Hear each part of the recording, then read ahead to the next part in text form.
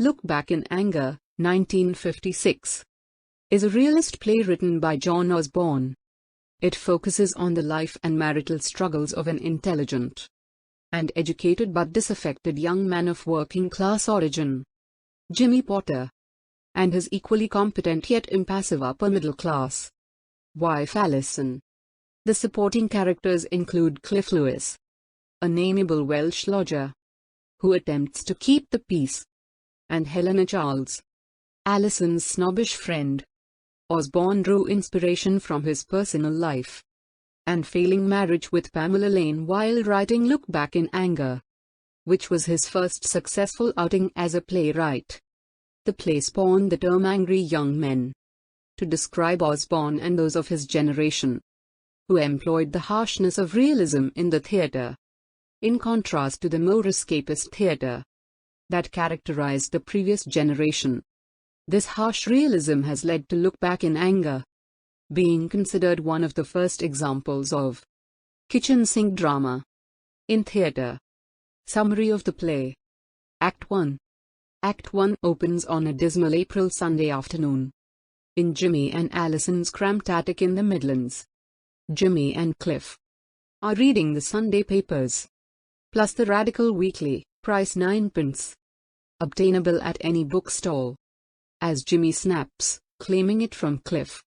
This is a reference to the New Statesman, and in the context of the period would have instantly signaled the pair's political preference to the audience. Alison is attempting to do the week's ironing and is only half listening as Jimmy and Cliff engage in the expository dialogue. It becomes apparent that there is a huge social gulf between Jimmy and Alison. Her family is upper-middle-class military, while Jimmy belongs to working class. He had to fight hard against her family's disapproval to win her. Alison's mummy and I took one look at each other, and from then on the age of chivalry was dead. He explains. We also learned that the sole family income is derived from a sweet stall in the local market, an enterprise that is surely well beneath Jimmy's education, let alone Alison's station in life. As Act 1 progresses, Jimmy becomes more and more vituperative, transferring his contempt for Alison's family onto her personally, calling her pusillanimous and generally belittling her to Cliff. Some actors play this scene as though Jimmy thinks everything is just a joke, while others play it as though he really is excoriating her. The tirade ends with physical horseplay, resulting in the ironing board overturning and Alison's arm getting burned. Jimmy exits to play his trumpet off stage. Alison, alone with Cliff, confides that she's accidentally pregnant and can't quite bring herself to tell Jimmy. Cliff urges her to tell him when Jimmy returns. Alison announces that her actress friend Helena Charles is coming to stay, and Jimmy despises Helena even more than Alison. He flies into a rage. Act 2. Act 2 opens on another Sunday afternoon, with Helena and Alison making lunch, in a two-handed scene. Alison says that she decided to marry Jimmy because of her own minor rebellion against her upbringing, and her admiration for Jimmy's campaigns against the dereliction of life in post-war England. She describes Jimmy to Helena as a knight in shining armor. Helena says, firmly, "You've got to fight him." Jimmy enters, and the tirade continues. If his Act 1 material could be played as a joke, there's no doubt about the intentional viciousness of his attacks on Helena. When the women put on hats and declare that they are going to church, Jimmy's sense of betrayal peaks when he leaves to take an urgent phone call. Helena announces that she has forced the issue. She has sent a telegram to Alison's parents asking them to come and rescue her. Alison is stunned but agrees that she will go.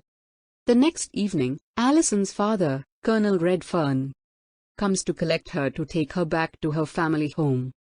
The playwright allows the colonel to come across as quite a sympathetic character, albeit totally out of touch with the modern world, as he himself admits. "You're hurt because everything's changed," Alison tells him, "and Jimmy's hurt because everything's stayed the same." Helena arrives to say goodbye, intending to leave very soon herself.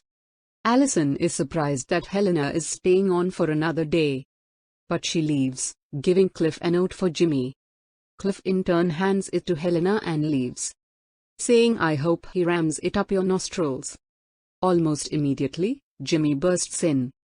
His contempt at finding a goodbye note makes him turn on Helena again, warning her to keep out of his way until she leaves.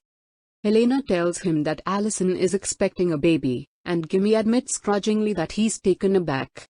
However, his tirade continues. They first come to physical blows, and then as the Act 2 curtain falls, Jimmy and Helena are kissing passionately and falling on the bed. Act 3. Act 3 opens as a deliberate replay of Act 1.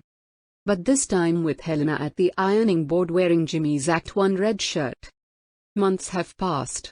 Jimmy is notably more pleasant to Helena than he was to Alison in Act 1.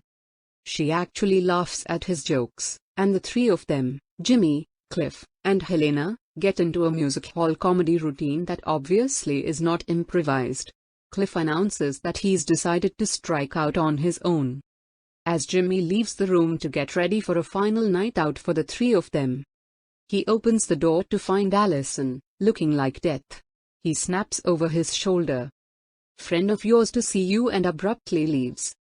Alison explains to Helena that she lost the baby. The two women reconcile, but Helena realizes that what she's done is immoral and she in turn decides to leave. She summons Jimmy to hear her decision, and he lets her go with a sarcastic farewell. The play ends with a sentimental reconciliation between Jimmy and Alison. They revive an old game they used to play, pretending to be bears and squirrels, and seem to be in a state of truce. End of the summary. Thank you.